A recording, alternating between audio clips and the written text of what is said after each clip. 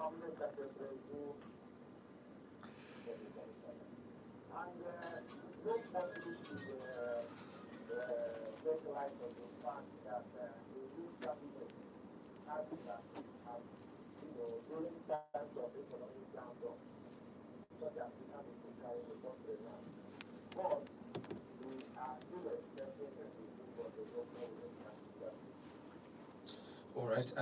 We will get back to you in a couple of minutes, and we're going to talk to some other people in the studio as well. Thank you so much for sharing your thoughts with us, Sam. You're welcome.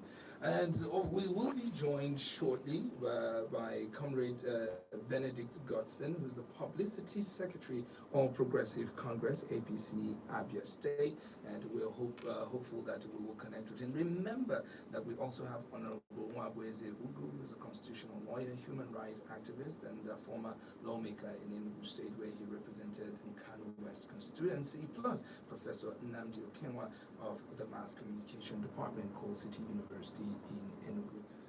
Hopefully he picks up, but before then, let's quickly get to some other backgrounds. Now, after his inauguration in the first term on May 29, 2015, it took almost 6 months for President Buhari to constitute his cabinet. Now, foreign investors who were unsure of the direction of the government fled the country, leading to capital flight. Now, Buhari was criticized for taking so long to name his ministers at a time when the economy was severely hit by the fall in global oil prices. The country was believed to be rudderless during the period, and the country operated without a federal executive council in place, and the economy was badly damaged during the period.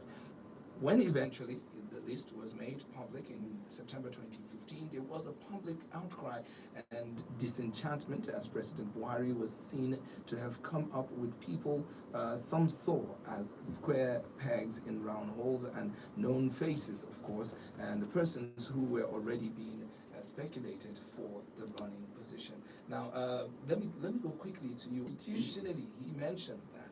Do you think it's something that should stand as well?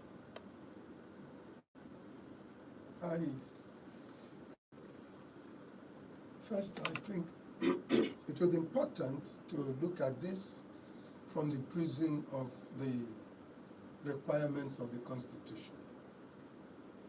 If you take a look at the Nigerian 1999 Constitution, it says very clearly in Section 192, subsection 1, that the governor of a state shall make appointments to the office of commissioner after the names have been confirmed by the House of Assembly of that state. And also says in subsection 2 that that appointment must conform to the provisions of Section 14, subsection 4 of the 1999 Constitution. You're also aware that Section 14, subsection 4 of the Constitution says that in making any appointment, the governor shall observe the principles of federal character. The implication is that there must be there must be at least one commissioner from each local government. Just like you have a Section 14, subsection 3, that says that in making any appointment, the principles of federal character must be observed by the federal government. Meaning, and if you also stretch it to the position of the presidency of the federal government, if you also, in that regard, look at the provisions of Section 147 of the Constitution, it tells you in subsection 3 that in making any appointment of a minister of the Federal Republic of Nigeria, the president must observe the principles of federal character as enunciated in Section 14, subsection 3. And also goes ahead to give a proviso. It says that provided that in making these appointments to the office of ministers of the Federation of Nigeria, the president must appoint at least one person from each state of the Federation, who is not just appointing one person from each state of the Federation, but that one person must be an indigene of that state. So when you look at it, it's very clear that the Constitution has said that the moment somebody becomes a governor, the person should send a list to the House of Assembly, and that section 192, subsection 3 says that the moment, no, subsection 5 really, that the moment that list is sent to the House of Assembly, if the House does not make a return within 21 days, it is assumed that that appointment has been made. So if the House does not make a return to the governor, after 21 days, the governor can go ahead and swear them in. What does it tell you? That the Constitution does not want any waste of time in appointment of commissioners. The same thing with ministers. And the Constitution uses the word shall. In law, it means must. The governor must appoint commissioners of the Federation.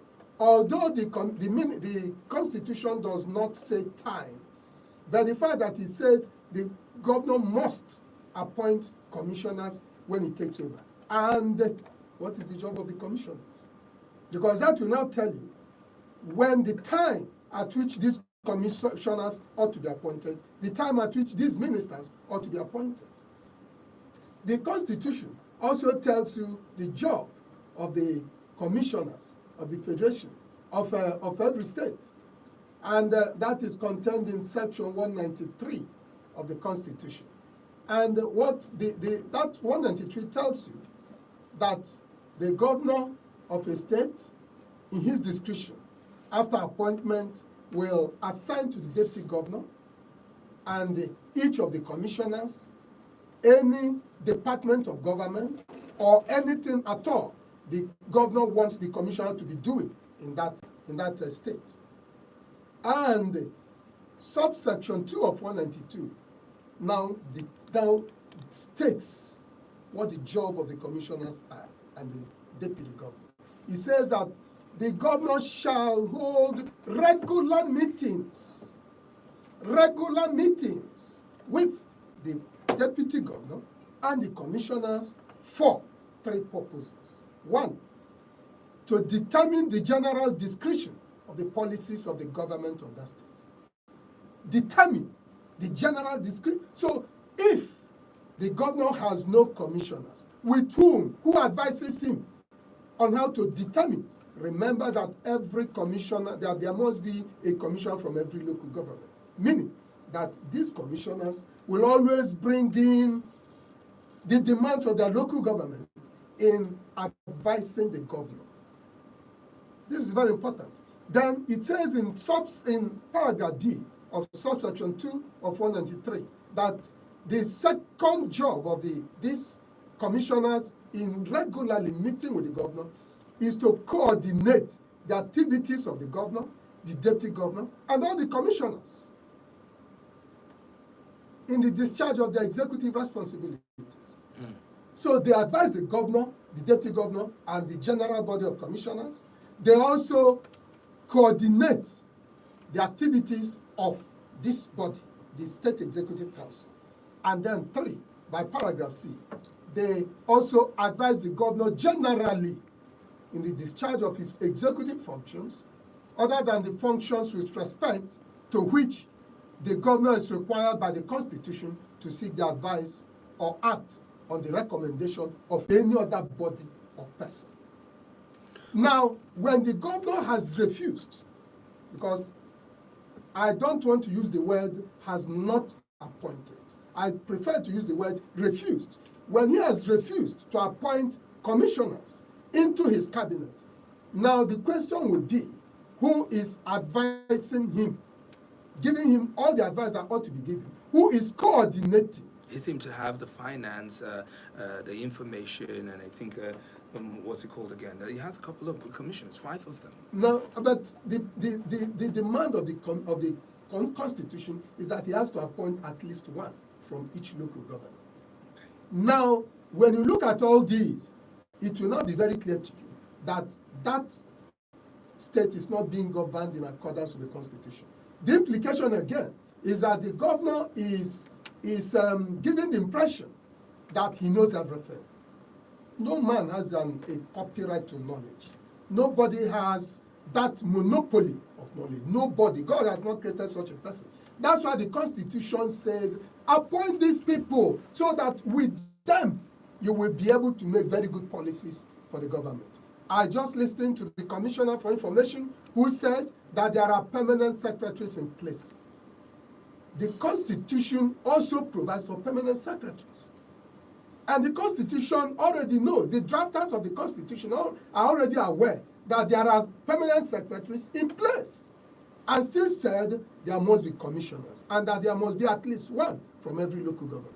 Remember that in appointing permanent secretaries, no law says you must appoint at least one from every local government. So the implication is that the demands of certain local governments are not being taken into consideration in the governance of the state. All right, now let me talk to Professor Nnamdi Okenwa. Now, running government without ministers or commissioners, the way we're looking at it, because it started from, of course, this administration. Is it becoming a norm, and how do we handle this situation as well? Jude, it's a worrisome situation, I must tell you that. Because when we look at the scenario, we're worried because it has economic implications and political implications. And this is what we'll find out. Why the delay? I remember that there was a time the National Assembly, in their wisdom, let me put that word wisdom, demanded that if ministers were to be appointed, that the president should tell them who are these men and what are you appointing them to, so that we know whether they can cope with the job. It came just as a comment, nothing was done. Nothing was done. That shows you that they may not really attach so much importance as to the performance of these commissioners or these ministers. They just appoint their friends. But the worrisome one we are bothered about now is delaying.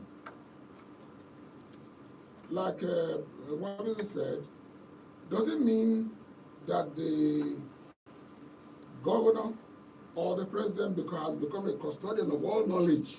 He knows everything, he can administer without them. If he is that kind of person, why appoint commissioners at all? One thing is clear. I'm happy he took his time. He dealt with it constitutionally. And so if they can operate without the constitution, then what kind of government are we having? The other time, Seyi Makinde in Oyo State sacked all his local government chairmen. And he too doesn't have commissioners, so let's not forget him. He doesn't have commissioners. He is yet to appoint commissioners in Oyo State. So you find that, I don't know whether we're operating any kind of bizarre administration in the country. Now, look at it now. This issue of permanence, like the commissioner in the state mentioned, that the commissioners are doing the job. Then why the permanent secretaries. The permanent are doing the job. Yeah. Then why do we think, what does the Constitution think in terms of commissioners and ministers? If they have no duty, if the PAMSECs can do the jobs. Now, one of the questions I thought it'd be nice is if the commissioner for the PAMSEC of information could do his job, would I have been also a need for having a commissioner of information as well? I think they are dodging the stipulations of the Constitution for economic considerations. Not economic considerations for the benefits of the state, but pocket diplomacy. They're enriching themselves. That's the way I say it. The longer they delay, they will calculate how much will these people have earned within this period. Well, you also made mention that they take 50% of their salary. Who will take when they are not appointed? No, the governor and the 5 commissioners. This is the first time we're hearing it. And I don't think I believe all statements that I hear. Even at that, how much does the commissioner of a state earn in a month? How much does the governor earn legally, officially, in a month? Now, this thing is nothing compared to the security vote that many of the governors pocket. The security vote runs into billions of naira monthly. The earning of the governor in a month, I'm not sure what it is, but I certainly know that it cannot be up to 5 million naira in 1 month. Now, compare the 5 million naira, assuming the thing is 5 million, or even 10 million. The man says, I'll take 50%. If it's 10 million, he'll take 5 million naira. The security vote runs into billions of naira. What happens to it? Many of the governors pocket the money and they do not account for it. And so you don't hoodwink us. You don't pull the wool over our blind. Pull the blinds over our eyes by simply telling us you are taking 50%. And if you are taking 50%, you should become lawless. You should become governed without the laws of the land, without the constitution. That's an illegal government. You are running government from an illegal perspective. That is wrong. It is very, very wrong. I'm sure you talked about Even if the commissioners will not earn money, he can take a decision with the commissioners. Okay, commissioners, you are doing a free work. Do you agree to do free work? The man will tell you yes or no. What the law says is that commissioners must be appointed. We don't care how much they earn. It's immaterial how much they earn. But what is important is that the wheels of the state must churn and the state must be well governed. The government cannot proceed from the head of one individual. The government must be influenced by pluralistic consideration.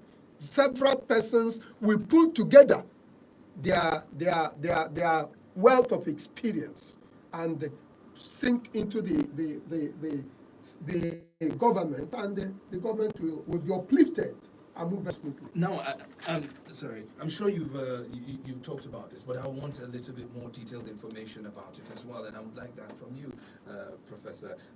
You've talked about a little bit of the implication, but what are these implications when it comes to the average Nigerian on the streets of Abia State? What do they stand to lose from not having these commissioners in place? Number one is that it has a serious psychological effect. What it tells those people that come from the local governments from where no commissioner was appointed is that they are not a part of the government. That's the very first. And then, second, is that their needs are not taken care of. Their needs are not being considered in running the government. Third, of course, is that remember that when you appoint a commissioner, that commissioner appoints PA, appoints PA, not one, more than one, and he has a driver, he has several other persons that minister to him officially, and then he also has several other officers that are not official, that may not even receive any pay. But the mere fact that they are accommodated in the government gives them some sense of belonging. Remember that these people also come from families and villages, and those families and villages will also have that sense of belonging in the government, even if there's no money, even if the governor and the commissioners are not earning a dime. Every shade of opinion needs accommodation in the government. There is no way you can tell them you have accommodated them when you appoint commissioners from certain local governments and refuse to appoint commissioners from some other local governments. It's as if those local governments from where you did not appoint commissioners are not wanted. You don't feel that they have any stake in the common pool of the state. There are a host of implications. The Prof had told us earlier what happened in 2015. It took the president 6 complete months to appoint ministers. When you have not appointed your ministers or commissioners, the implication is that nobody can decipher how the government is going to look at. How the government is going to be. Nobody will know the direction of the government. nobody will know what is going to be. Because when you are, the moment you appoint Okeke as Commissioner for Agriculture, remember that before he was appointed, a lot of people already knew the kind of person he was, the way he looks at agri, the way he looks at this, the way he looks at that. And even without him acting, they already know the direction the ministry is headed. And that's the way it should be. And that's why the framers of the Constitution said you must appoint these commissioners from every local government. You must appoint your ministers from every state. Right. And without that appointment, you saw what happened in 2015. Many investors ran away. And it is the same thing with that of the state. All right, Professor, what do you think about this? What other implications do you think is going to cause in the state as well? At the center of this discussion is the cost of governance in this country. If these minor decisions, these actions we're talking about, will reduce cost of governance, one would rejoice. But it doesn't reduce it in any way. It does not reduce it in any way. The cost of governance is still very, very high, making it difficult for us to say, look at the achievements of this government. Look at the achievements of this government. It's not really in the number of commissioners. It's in the competence of those you appoint. Whether they know what they are supposed to do, or whether they do what they are assigned to do, is another matter altogether. Because if the governor, for example, gathers his friends, gathers those who were very active during his campaigns, and honors them with titles here and there, nobody bothers about whether the job is done. They are answerable to him. He determines whether they've done well or done very badly. And the nation goes on. Like my brother said, you find that people in the local government are not feeling the impact of governance. Let's get that very clear. Well, there are commissioners and there are commissioners. There are commissioners who don't really know what they do. And that's why you find that old permanent secretaries are powerful people. They drive the commissioners as if they're driving cars. They help them make blunders of what job they're doing. Because the commissioners are fresh, maybe they just appoint one academic, come and head this place, and then the permanent secretary will nod his head, I'll deal with this guy. Turn him this way, he make a terrible mistake and he's thrown out and replaced. It has happened several occasions. So you find that until we get to a point where when we want to appoint, and we should appoint you, this idea of allowing a vacuum, we should appoint. When we appoint, let us appoint appropriate persons. So that when you're telling us a commissioner is being brought in for information, we know his background. Oh, this man is for agriculture. We know how many farms he's visited. What is his background, so that we have an idea that he will impact on the state or the nation, so to say. But if we go the way we've been going since earlier, back before 2015, we've not been making it right. We've not been making it right. Most appointments have not been appropriate. When a medical doctor is in charge of labor, so you find that resolving issues don't get to be realized. So you find that until you called it square pegs in round holes, but we need round pegs in round holes so that things will work. Some things are saving money. Nobody has saved money in this country. Even if they have saved, you ask for what purposes and whose account did it go into, and you find that we're not getting it right. We're not getting it right. So we're not impressed. I personally am not impressed when the commissioner said, look, this man is giving 50% of. Who knows what the 50% is? 50% of what? 50% of 50 billion can be 25 billion. When people are suffering, not having jobs, roaming about, and we are almost getting into a more serious problem of unemployment with this issue hanging around the abolition of the NYSC. Yes. That would be Another case a study. disaster. But I think it's an issue for another day. But the fact that it's part of the problem. All right, so it seemed to have a lot. It's still 92.5 Enugu's Dream FM Political Voices. Now we'll be picking your phone calls and, of course, And reading your messages on the Facebook. before the calls, I'm honestly very surprised Yes. also that people like Chidio Kuraf is in Abia, and there's such thing is going on without him talking. I had expected that he will move the government and get the government to do something. Today is my time to hit him. Okay, all right, while he listens, let's quickly get through the Facebook. Okechi Bartholomew Chigozie says, good morning. It's so painful that our constitution always goes blind whenever it comes to the issues concerning our leaders. How can a governor wake up in the morning and take such a decision for the state without considering what the effects are? If he truly wants to reduce costs, why didn't he stop receiving security votes or even leave the positions of commissioners for those that are ready to work, or that are ready rather to work with a low pay? All right, hello, good morning. Hello, good morning. Yes, sir, good morning. Yeah, Chibo Thomas. I'm calling you from England. You're welcome, sir. You're welcome, sir. Yeah, like you said, yes. Please don't let them. There's nothing I can do. Remember that somebody said, you know, that people know it's still 230 million every month.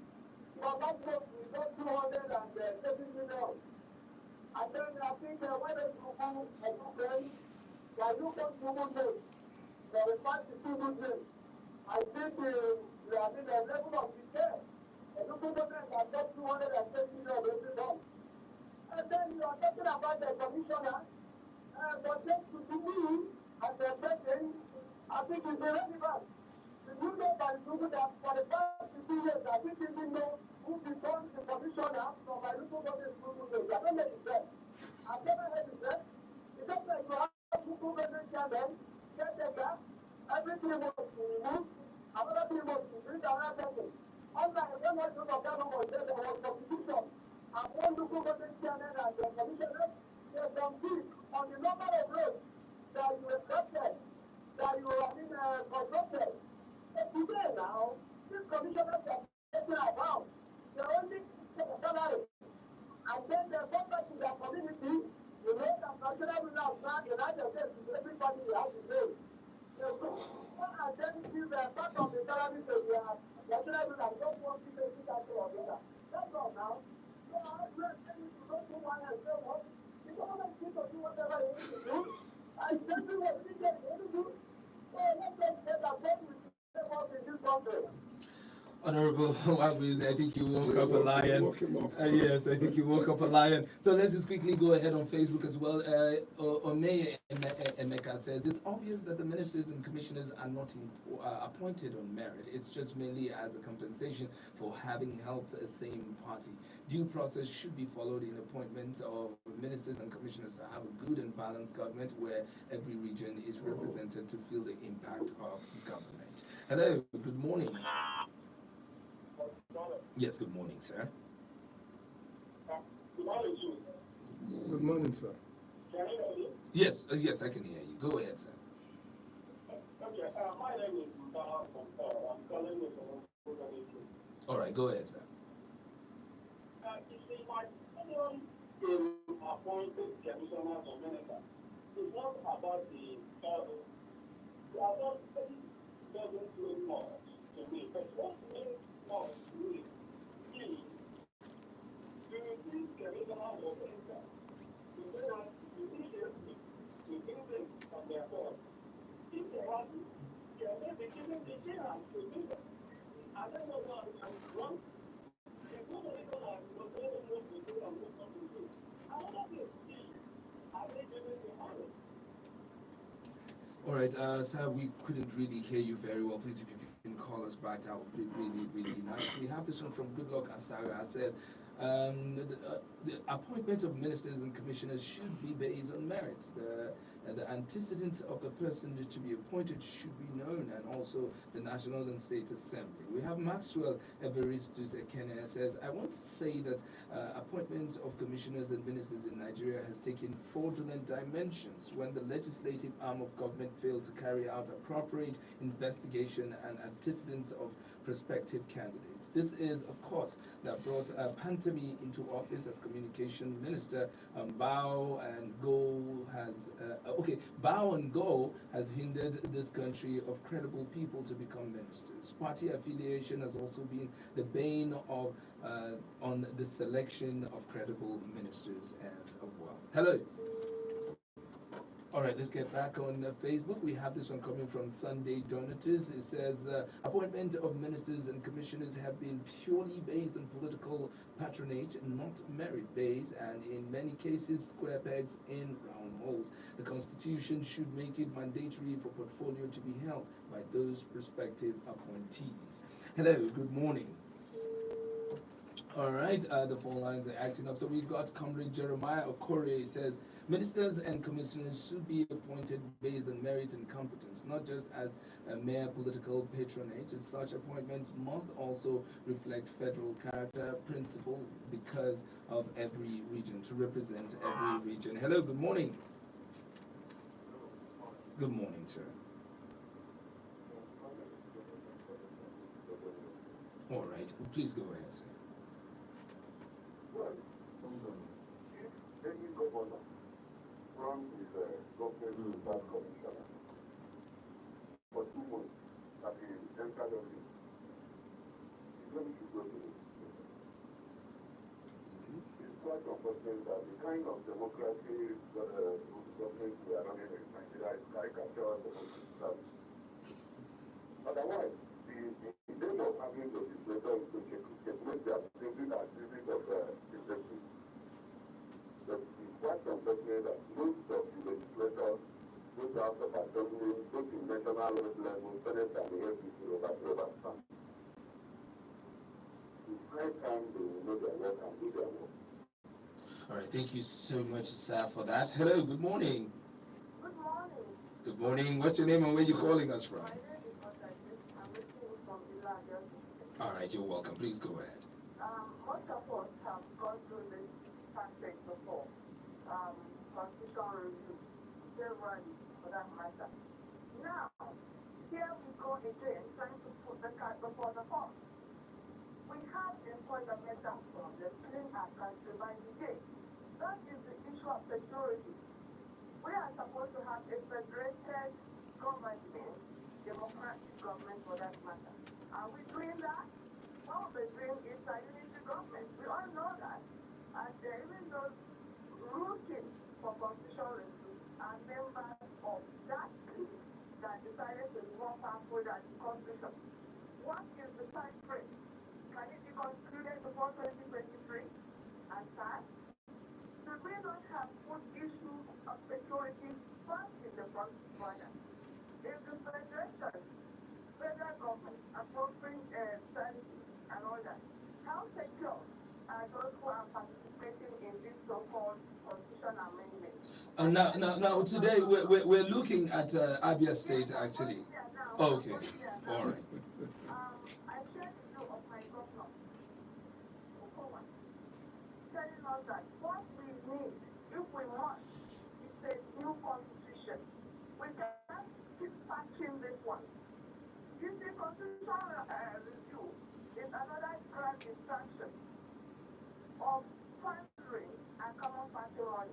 Mr. Ram Mohammed, for example, said today on Radio Nigeria that we have permanent secretaries doing the job of a minister and commissioner. Is he telling us that appointing commissioner and minister is an aberration of the Constitution? Did he read the Constitution? Are we wrong in doing all these things?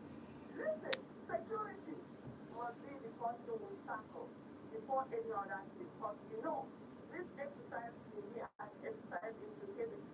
We can't achieve anything without securing our country. Please, people have to be there to practice the new constitution. This eventually comes to stay. All right, thank you so much on that one. Hello, good morning. Hi, good morning.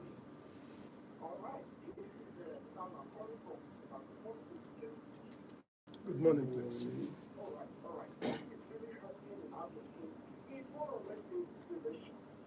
Yeah, many of these governors have come to realize, almost useless set of the constitution as they have. Because immediately after the election, they are tired of being the governors, to bring in their men who have to bring them into power in the election, they bring them in, and many of them are square pegs in round holes. Some people must have discovered they are not useful, they are not making a useful himself. So please, what the other state governor is doing, I don't want to condemn it into it, but you have to instill us and come up with better hands, because he's really tired of losing the commissioner, and the same thing applies to ministry education without peace. My own salary is please hold on, sir. The kind of commissioners we have there, how many of them have what it takes? All it takes for being in that position. What are they bringing on the table? Nothing. So please, I don't want us to kind of blame the government. You know what? If you can use it on political, come up with better hands that will provide better government, it will be better. Thank you so much.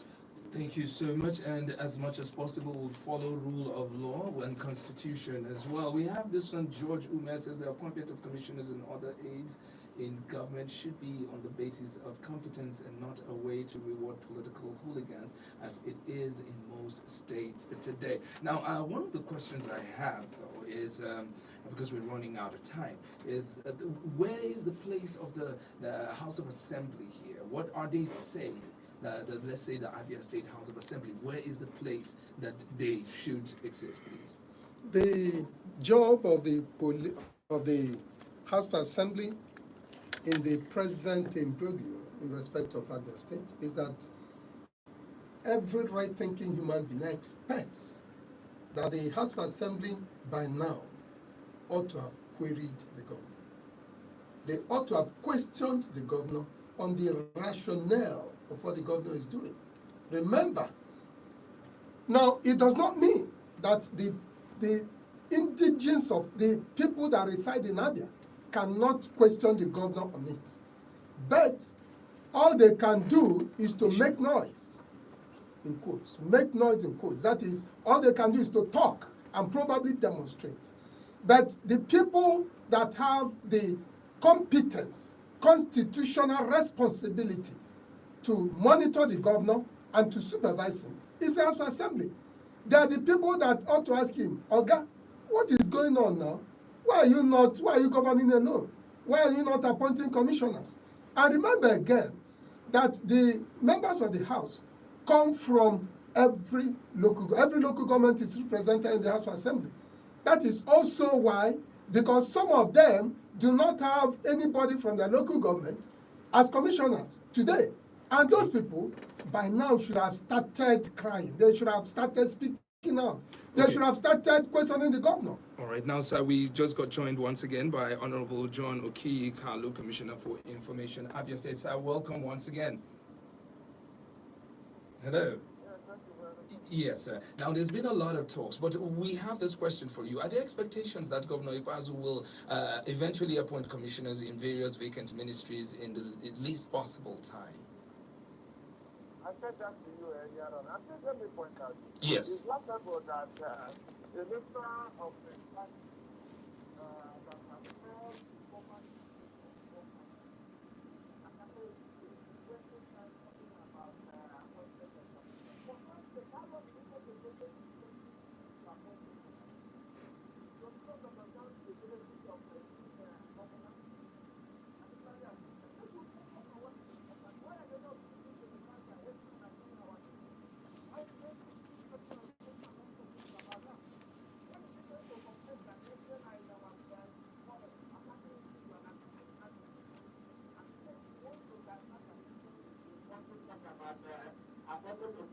this is within the purview of the government. For Christ's sake, it is the governor that appoints. He has the constitutional right to appoint who he wants to appoint, who he wants to. There is an effort in place. 5 commissioners are in place. There is no constitutional bill.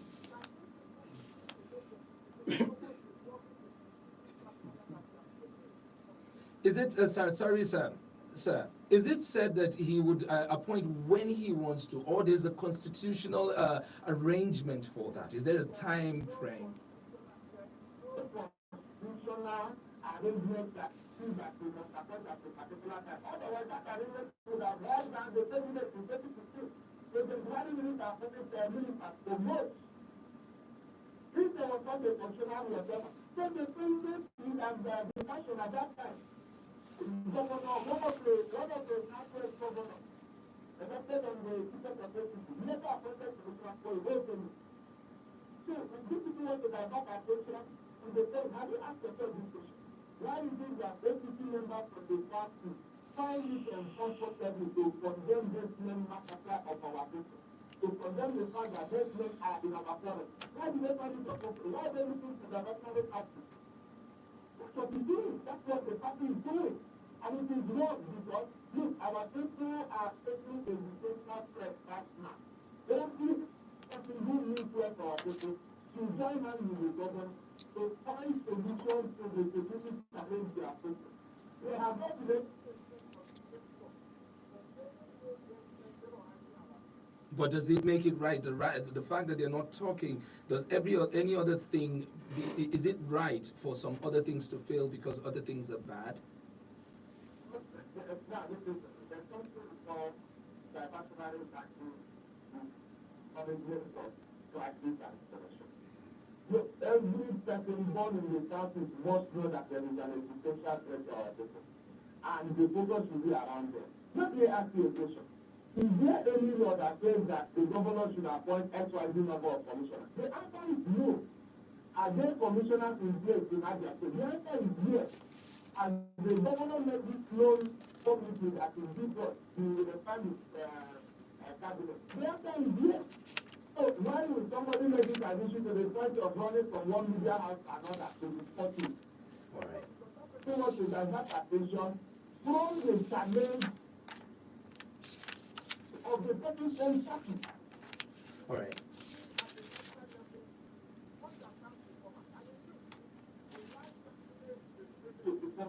Then the national APC has a right cabinet, and yet they are not performed well. Okay, thank you.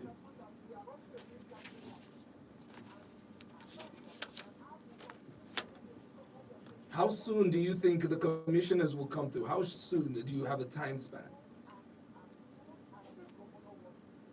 Okay. All right.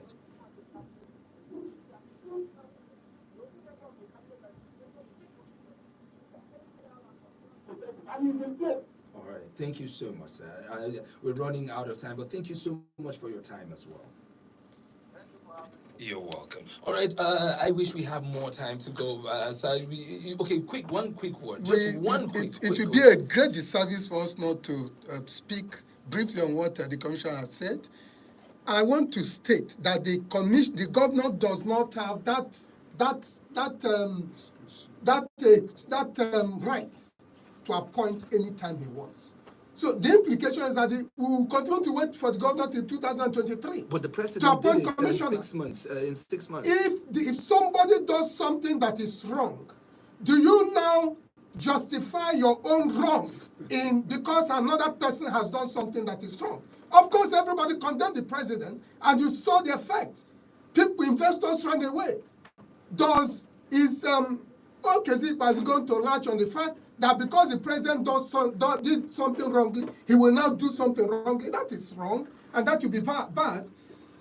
There is something that is very important. He told us about headsmen. Yes.